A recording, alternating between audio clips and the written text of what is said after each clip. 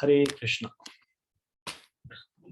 आप सभी लोगों का भगवत गीता ज्ञान प्रबोधिनी के सत्र में स्वागत है। तो इससे पहले कि हम ये चर्चा शुरू करें, कृपया आप सब लोग मेरे साथ ये मंगलाचरण बोलिए। ओम अज्ञानतिमिरान्धस्य ज्ञानाञ्जनशलाकया चक्षुरुन्मीलितं येन तस्मै श्रीगुरुवे नमः। श्रीचैतन्यमनोभीष्टं स्थापितं येन भूतले स्वयं रूपा कदा मह्यं ददाति स्वपदान्तिकम्। वन्देऽहं श्रीगुरो श्रीयुतपदकमलं श्रीगुरुन् वैष्णवांश्च श्रीरूपं सागरजातं सगं रघुनाथान्वितं तं सजीवं साद्वैतं सावधूतं परिजनसहितं कृष्णचैतन्यदेवं श्रीराधा कृष्णपादान् सगं ललिता श्रीविशाखान्वितांश्च। हे कृष्ण करुणा सिंधो दीनबन्धो जगत्पते गोपेश गोपिकाकांत राधाकांत नमोस्तुते। राधे वृंदावनेश्वरी विश्वानु सुते देवी प्रणमामि हरिप्रिये। कल्पतरुभ्यश्च कृपा सिन्धुभ्य एव च पतितानां पावनेभ्यो वैष्णवेभ्यो नमो नमः। जय श्री कृष्ण चैतन्य प्रभु नित्यानंद श्री अद्वैत गदाधर श्रीवासादि गौर भक्त वृंदा। हरे कृष्ण कृष्ण कृष्ण हरे हरे, हरे राम राम राम हरे हरे।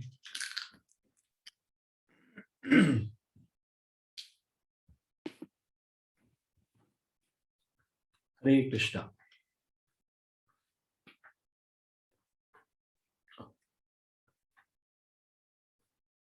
तो कल हमने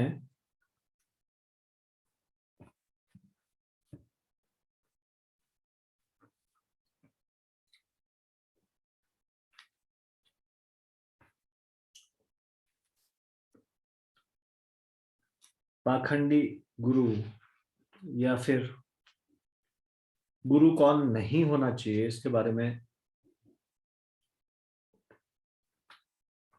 चर्चा की। सबसे पहले इसमें 4 मुख्य बिंदु है।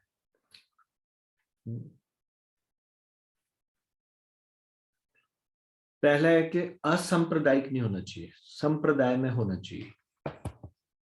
तो ये हमने चर्चा की।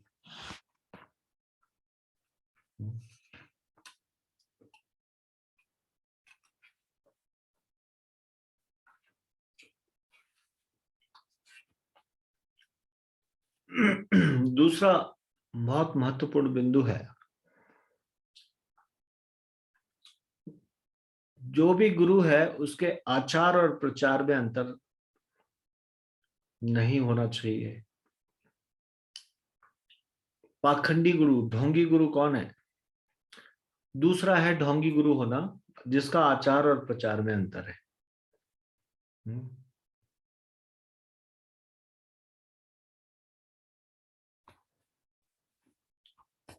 भक्ति सिद्धांत सरस्वती ठाकुर एक बहुत महत्वपूर्ण बात बोलते थे। वो बोलते थे निर्भेद ज्ञानी गुरु, कर्मी गुरु, योगी गुरु, व्रती गुरु, तपस्वी गुरु, इंद्रजालिक गुरु, कपटी गुरु, ये सारे गुरु कहलाने के लायक नहीं है। वे सब गुरु नहीं बल्कि लघु है। लघु गुरु का मतलब क्या होता है? भारी, और लघु मतलब हल्का।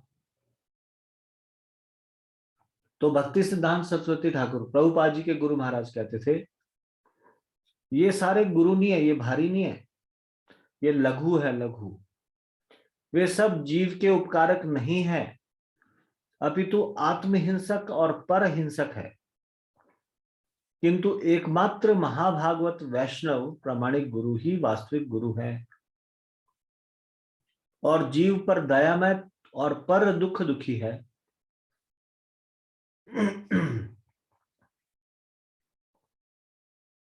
कुछ पाखंडी गुरुओं ने यतोमत ततोपथ के कुसिद्धांत का प्रचार किया है।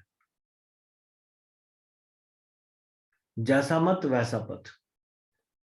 वे कहते हैं चाहे कोई भी रास्ता अपना लीजिए, सब एक ही जगह पहुंचाते हैं। चाहे कर्म, ज्ञान, ध्यान, भक्ति कुछ भी कर लीजिए, सबसे भगवत साक्षात्कार हो जाएगा।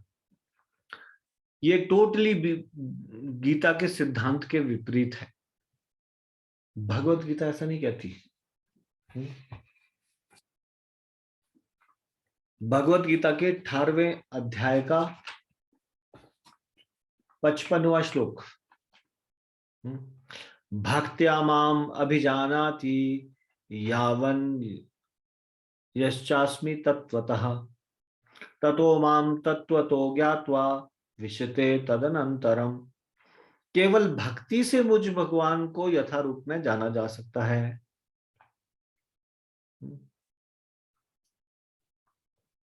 भक्ति ही एक माध्यम है जिसके द्वारा भगवान को प्राप्त किया जा सकता है।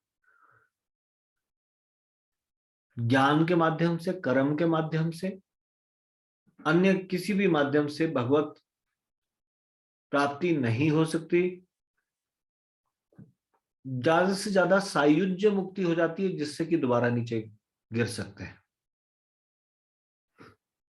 तो भी भगवत प्राप्ति नहीं हुई, भगवान के शरीर से निकलने वाले प्रकाश ब्रह्म ज्योति में लीन हुए बस, और वहां से कभी भी गिरा जा सकता है। लेकिन कौन भगवान को समझ सकता है, कौन भगवान को प्राप्त कर सकता है? तो सारे के सारे रास्ते एक ही जगह लेके जाते हैं? नहीं। 18वां अध्याय का 55वां श्लोक ऐसा नहीं बोलता।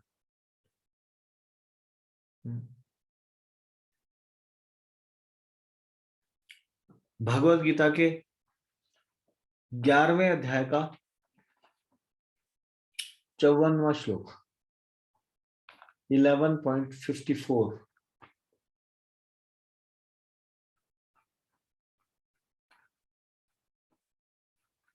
इसमें बोला गया,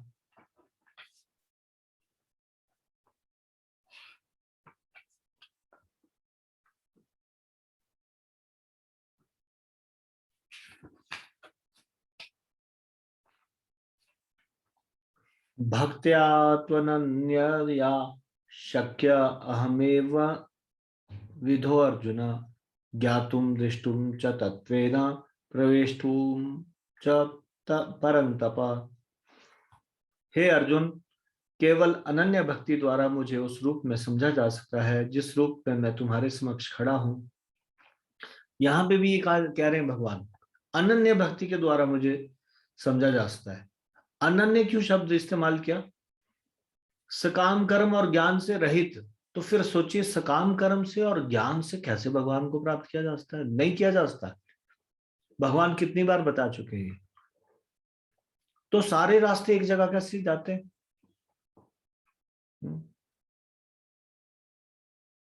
केवल इसी विधि से तुम मेरे ज्ञान के रहस्य को पा सकते हो।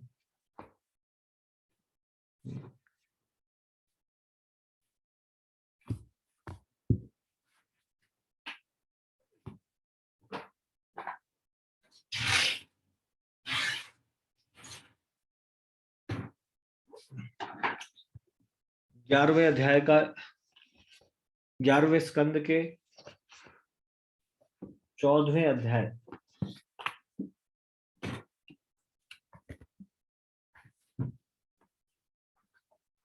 का 21वां श्लोक 11.14.21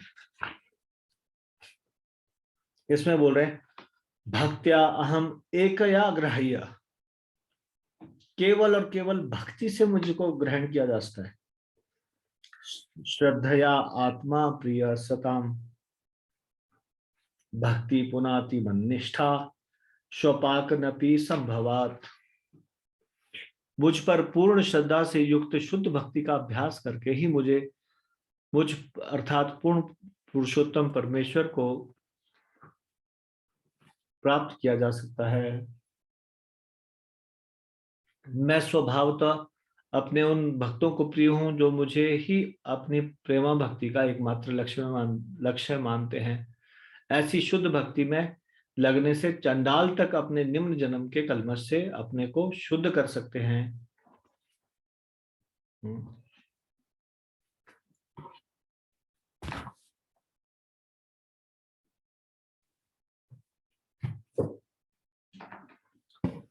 चैतन्य चरितमृत मध्य लीला 20वें अध्याय का 139वां श्लोक।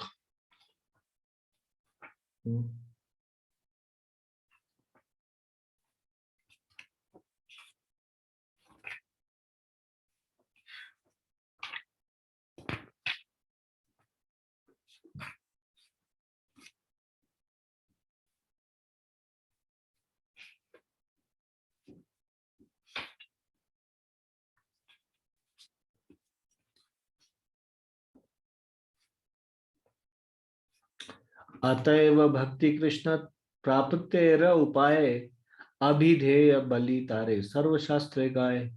निष्कर्ष यह है कि पूर्ण पुरुषोत्तम भगवान तक पहुंचने का एकमात्र उपाय भक्ति है। इसीलिए इस विधि को अभिधेय कहते हैं। यही सभी प्रामाणिक शास्त्रों का निर्णय है। भक्ति के द्वारा ही भगवान को प्राप्त किया जा सकता है। अब बताइए कैसे हम मान लें इस बात को कि चाहे कोई भी रास्ता अपनाओ, यतो मत ततो पथ,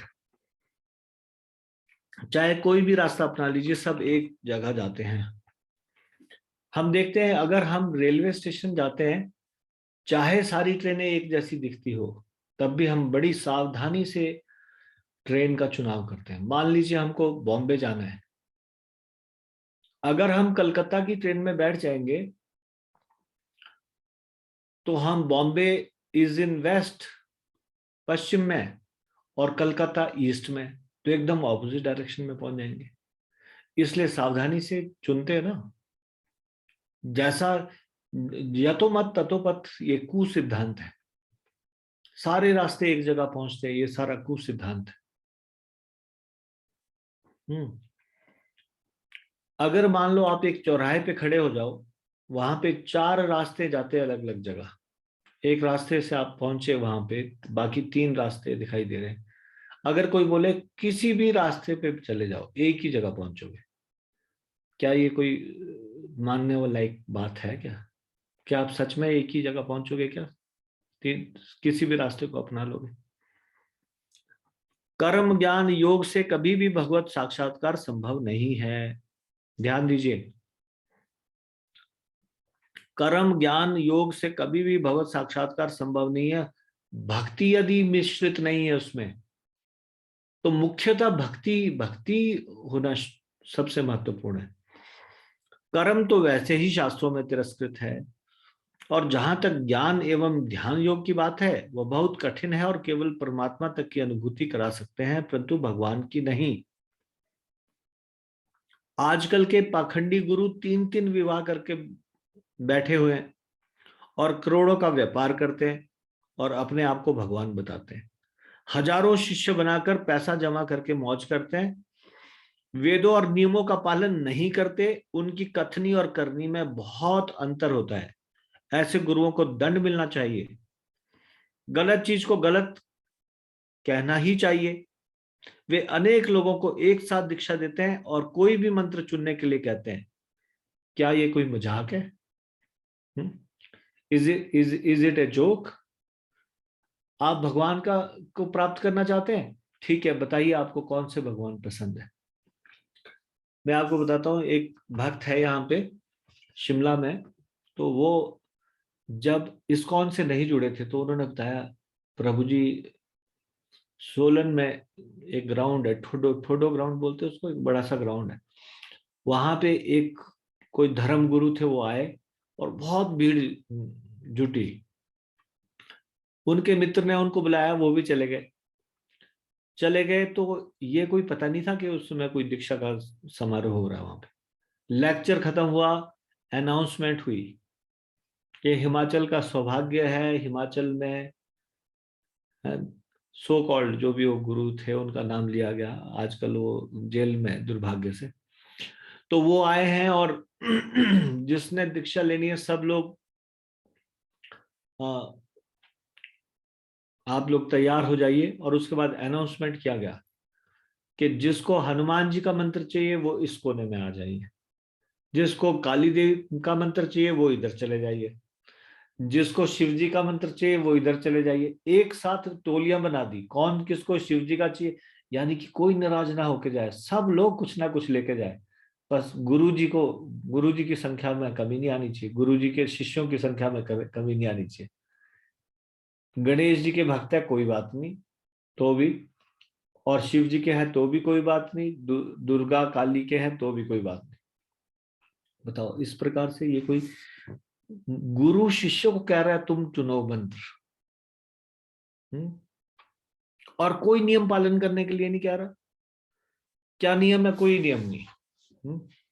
कितना मंत्र का जाप करना है? जितना मंत्र का हो जाए। वे अनेक लोगों को एक साथ दीक्षा देते हैं और कोई भी मंत्र चुनने के लिए कह देते हैं। क्या यह कोई मजाक है? क्या यह कोई सब्जी मंडी है जहां सब्जी बेची जा रही है? यह तो उस वैद्य की भांति हो गया जो यह कहता है कि तुम सभी कुछ खा सकते हो, बस साथ में दवाई खाते रहो। इस प्रकार से कोई वैद्य करता है? वैद्य बोलता है सावधान, ये बीमारी को बढ़ाती है, ये चीजें का आपको इन इन चीजों, मतलब ये कुपथ्य है, आपकी बीमारी के लिए ये चीजें हानिकारक है। होता है ऐसा या नहीं? खाने पे कंट्रोल किया जाता है या नहीं? वो कोई नियम ही नहीं बता रहे। कई मूर्ख लोग बोलते हैं कि नियम से न बंधे, ऐसा ऐसा गुरु चाहिए जो ज्यादा नियम से न बांधे। यानी कि वो ऐसे मूर्ख व्यक्ति के समान है जो बोलते हैं डॉक्टर ऐसा चाहिए जो खाने पीने के लिए कुछ मना ना करे। डायबिटीज का कोई पेशेंट है, वो चाहे कि मेरी डायबिटीज ठीक हो जाए लेकिन कोई मीठा खाने के लिए मना ना करे मुझे, तो मूर्ख नहीं है वो व्यक्ति? डायबिटीज ठीक भी करना चाहता है और साथ में मीठा भी खाना चाहता है, भगवान को भी प्राप्त करना चाहते हैं और संसार के इस काले अंधेरे गहरे कुएं में भी गिरना चाहते हैं, इस संसार के दलदल को भी चाहते हैं। दो चीजें कैसे हो सकती है? तो कई बार क्या होता है, ऐसे वैद्य लोकप्रिय हो जाते हैं, वो बोलते हैं ये वैद्य कोई परहेज नहीं बताता, बस जो मर्जी खाओ। जैसे आपने देखा इस संसार में एक चीज में सबसे ज्यादा ठगी होती है। जो लोग थोड़ा मोटा होना शुरू होते हैं वो सोचते हैं कोई परहेज ना बताए, बस हम कुछ ज्यादा मेहनत ना करनी पड़े। तो इसलिए सबसे ज्यादा ठगी जो होती है वो इस चीज में होती है। वो बोलते हैं आप अपना वजन कम करना चाहते हैं, आपको कुछ करने की जरूरत नहीं, नो एक्सरसाइज। वो सोचते हैं बहुत बढ़िया, कोई मेहनत ही नहीं करनी पड़ती, कोई एक्सरसाइज नहीं, कोई खाने पीने में कमी नहीं, बस सिर्फ ये दवाई खानी है। ऐसे हो सकता है ऐसा ऐसा लोकप्रिय हो जाए थोड़ा, लेकिन कुछ समय के लिए, बाद में वो देखते कोई फायदा है नहीं उसका। उसी तरह से इस संसार में भी ऐसे वैद्य जो सब कुछ करने दे पेशेंट को, मरीज को, वो थोड़ी देर के लिए लोकप्रिय हो सकता है। लेकिन एक अच्छा वैद्य कौन है? एक अच्छा वैद्य है जो रोगी को सलाह देता है, यह खाओ, ये मत खाओ, ऐसा करो, ऐसा मत करो, तभी स्वास्थ्य लाभ होगा। है तो ये झंझट, मगर स्वास्थ्य लाभ के लिए अति आवश्यक है। वैसे ही जब हम चार नियम का पालन करें, भले ही हमको झंझट लगे, लेकिन यही तरीका है कि हम इस संसार के दलदल से बच सके। यदि हम शुद्ध भक्ति करना चाहते हैं तो हमको तैयार रहना पड़ेगा कि जो गुरु कहे उसको स्वीकार करना, और गुरु को भी उनकी सुविधा के अनुसार दवाई नहीं देनी। उनको सत्य बताना है कि अगर मीठा खाओगे तो डायबिटीज बढ़ेगी, ऐसे थोड़ी नहीं वो बोल सकते कुछ भी खाओ, जो मर्जी करो, सिर्फ मेरी दवाई खाते रहो, ठीक हो जाओगे। नहीं ठीक होंगे ऐसे। दीक्षा की एक निश्चित पद्धति होती है जिस पर हम बाद में चर्चा करेंगे, अभी इसका भी चर्चा का विषय आएगा। प्रामाणिक गुरु बहुत सोच विचार कर निश्चित नियमों के अंतर्गत ही शिक्षा देते हैं। वो परख लेते हैं कि यह मनुष्य शिष्य बनने के योग्य है या नहीं। हरि भक्ति विलास ग्रंथ में लिखा है, स्नेहाद्वा लोभाते वापि योग्रहणीयाद दीक्षया तस्मिन गुरो सा शिष्ये तत् देवता शाप आपतेत। अगर कोई गुरु किसी शिष्य को स्नेह या लोभ के कारण दीक्षा देता है, बिना दीक्षा पद्धति को अपनाए, तो वह गुरु और शिष्य दोनों नरक में जाते हैं।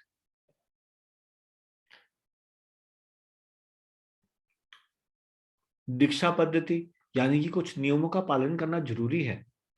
बिना बिना कोई नियमों का पालन किए हुए, बिना दीक्षा पद्धति को पालन किए हुए वैसी दीक्षा दे देंगे, ऐसे कैसे चलेगा काम।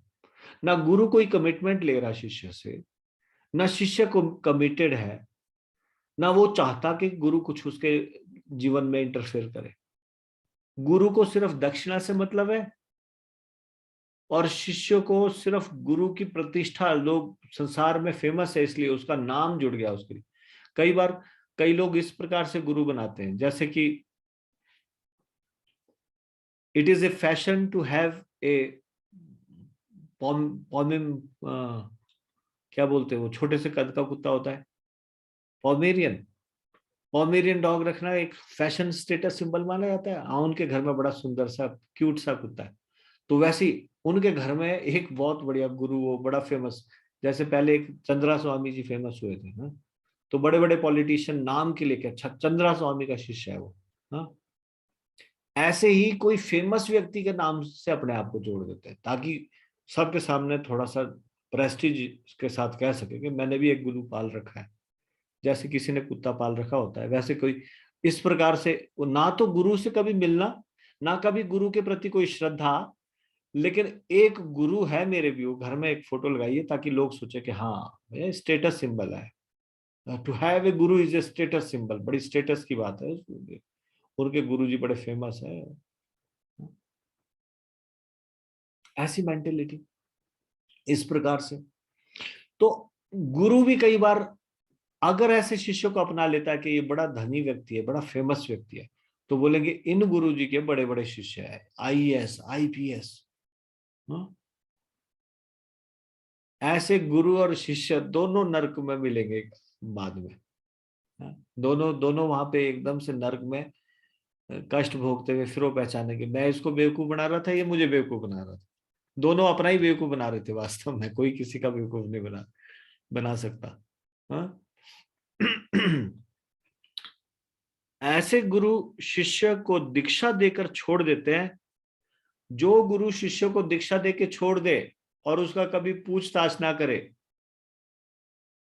या फिर उसके बाद कोई नियम ना बताए उसको, कोई नियम नहीं बताते, जैसा चाहो वैसा करो,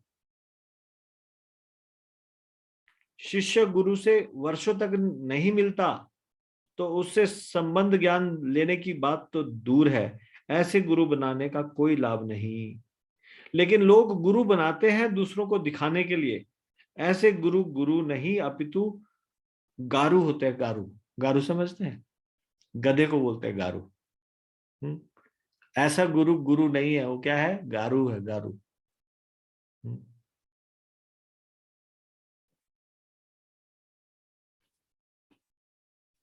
और ऐसे शिष्य शिष्य नहीं है, वैश्य है। वैश्य, वैश्य होता है बिजनेसमैन, बिजनेस करने वाला।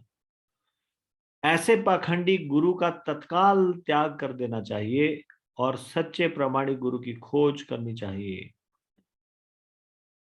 क्या गुरु का त्याग किया जा सकता है, इस विषय में भी हम बाद में चर्चा करेंगे डिटेल में, किन परिस्थितियों में गुरु को त्यागा जा सकता है। गुरु कभी भी पेय पंथ, प्रेय पंथ, एक होता है श्रेय पंथ, एक होता है प्रेय पंथ। प्रेय पंथ होता है प्रवृत्ति और भोग का मार्ग, और श्रेय पंथ होता है निवृत्ति और भक्ति का मार्ग। तो गुरु कभी भी प्रेय पंथ नहीं अपनाता, परंतु श्रेय पंथ की शिक्षा अपने शिष्य को देता है। प्रेय पंथ, श्रेय पंथ। प्रामाणिक गुरु आपकी मूर्खतापूर्ण इच्छाओं को पूरा नहीं करते, वह आपका नौकर नहीं है। क्या गुरु हमारी इच्छाओं का, अगर गुरु को दक्षिणा दो और बोलो कि हमारा ये कार्य कर दे, गुरु हमारा ऑर्डर सप्लायर थोड़ी नहीं। कई लोगों ने सोचा भगवान भी ऑर्डर सप्लायर है और गुरु भी ऑर्डर सप्लायर है। भगवान को भी आदेश दो देखो, और थोड़ा सा लालच भी दिखाओ। अगर आप मेरी ये इच्छा पूरी करेंगे तो मैं आपको कढ़ाई चढ़ाऊंगा। ऐसा होता है ना, हिमाचल में काफी ज्यादा होता है कढ़ाई चढ़ाने। कढ़ाई कब चढ़ाएंगे? तब नहीं, पहले नहीं। अगर इच्छा पूरी करेंगे तो उनके साथ भी बिजनेस का सौदा कर रहे हैं। और कढ़ाई कैसे चढ़ाते हैं? हमारे घर में भी कोई व्यक्ति आता है, उसको आदर पूर्वक थोड़ा बर्तन में देते ना। आप कैसे किसी गेस्ट को कुछ खाने पीने का देंगे? उसको बोलेंगे दोनों हाथ करो, मैं हलवा देता हूँ आपके हाथ में। ऐसे तो नहीं करते। प्रॉपर थोड़ा प्लेट में देंगे, थोड़ा रिस्पेक्ट तो करेंगे। लेकिन ये कढ़ाई चढ़ाते हैं, हलवा बनाएंगे, उसके बाद बर्तन में रखेंगे, और उसमें देवते का मंदिर उस तरफ है तो ऐसे फेंकेंगे हवा में। मतलब कि मैं अब इसको फेंक रहा हूँ, बाकी आप कैच करना कर लो, नहीं आप बाकी आपकी मर्जी, मैं तो दे दी। मतलब कुत्ते को भी नहीं फेंकते ऐसे रोटी। कुत्ता भी गुस्सा होके चला जाता है। आपने देखा है कभी उसको गुस्से से रोटी फेंकोगे खराब ढंग से, तो वो भी नाराज होके नहीं खाता कई बार। ये हमारा, ये इस प्रकार की हमारी मेंटेलिटी, हमको हमने सीखा ही नहीं है अभी तक। हमको पता ही नहीं है भगवान कैसे उनको थोड़ा सा आदर सत्कार दिया जाता है। भगवान को इस प्रकार से उनके साथ इस तरह की टैक्टिक नहीं चलती, अगर आप मेरे को ये करेंगे तो मैं आपको ये दूंगा। अरे भगवान को कोई कमी है किसी चीज की? भगवान भगवान क्या हमारे उसके भूखे हैं क्या, इसलिए वो डिजायर पैदा पूरा करेंगे?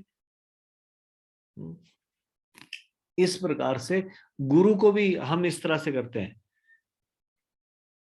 कि गुरु के साथ भी इस तरह से व्यवहार करेंगे कि गुरु को बोलेंगे कि महाराज आप आशीर्वाद दीजिए, और उनको कुछ भौतिक गिफ्ट देंगे। आशीर्वाद दीजिए मतलब कुछ उपदेश मत दीजिए, भक्ति अपने पास रहने दीजिए, खुद भक्ति करते रहिए, हमारे को बस आशीर्वाद देते रहिए। जैसे प्रभुपाद जी को मिलने के लिए एक बार ट्रेन में एक परिवार आया। उन्होंने देखा एक सन्यासी ट्रेन में जा रहे, वो सारे उनके पैरों में गिर पड़े। उन्होंने बोला महाराज इसको भी आशीर्वाद दो, इसको भी आशीर्वाद दो, अपने पुत्र पुत्री सबसे आशीर्वाद लो।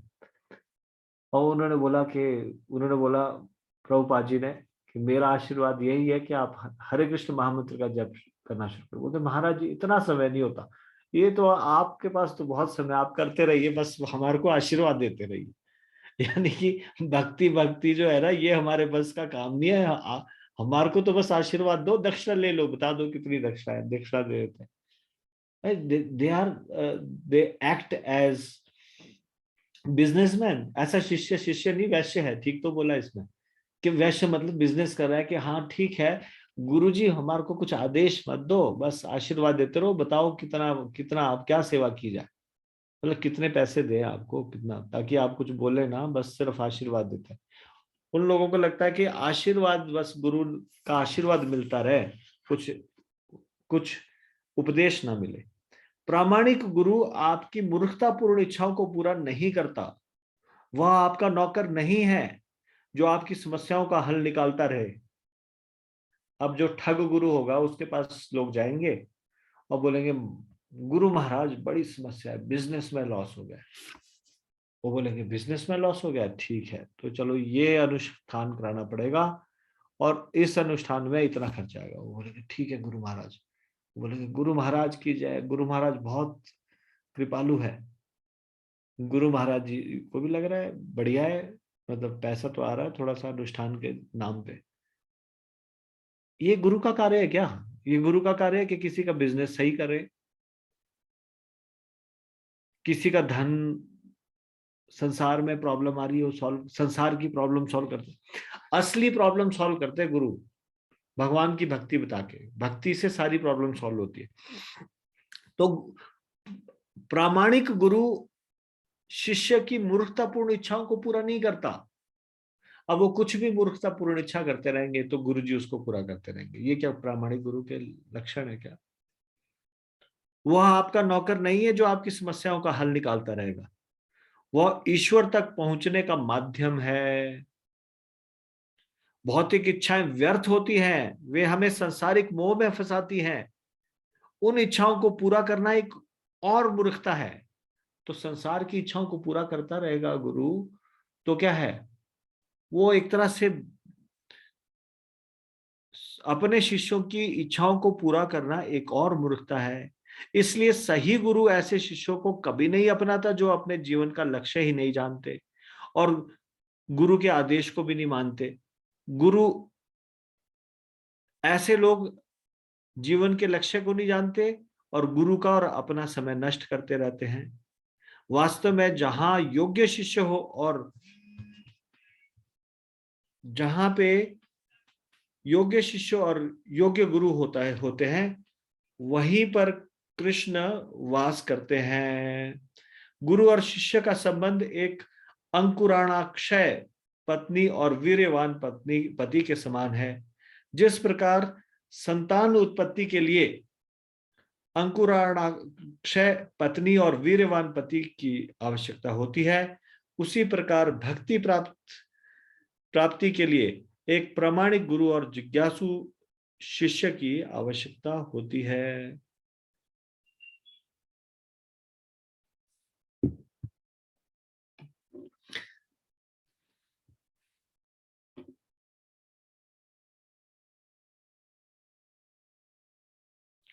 देखिए, संतान उत्पत्ति के लिए उर्वरक पत्नी होनी चाहिए, वीर्यवान पति होना चाहिए। उसी तरह से जिज्ञासु शिष्य होना चाहिए और प्रामाणिक गुरु होना चाहिए, तब भक्ति प्राप्त हो सकती है, तब वहां पे भक्ति मिल सकती है। तो ये दूसरा हमने पॉइंट डिस्कस किया आज कि प्रामाणिक गुरु कैसा होना चाहिए। तो पहली चीज तो संप्रदाय में होना चाहिए, असंप्रदायिक नहीं होना चाहिए। ये हमने कल चर्चा की थी। आज हमने चर्चा की वो ढोंगी नहीं होना चाहिए, आचार और प्रचार में अंतर नहीं होना चाहिए। ठीक है, तो इससे आगे के जो पॉइंट है तीसरा और चौथा, वो हम कल की चर्चा में करेंगे। तो यहीं पे इसको विराम देते हैं। भगवत गीता ज्ञान प्रबोधिनी की जय। श्रीमद् भगवत गीता की जय।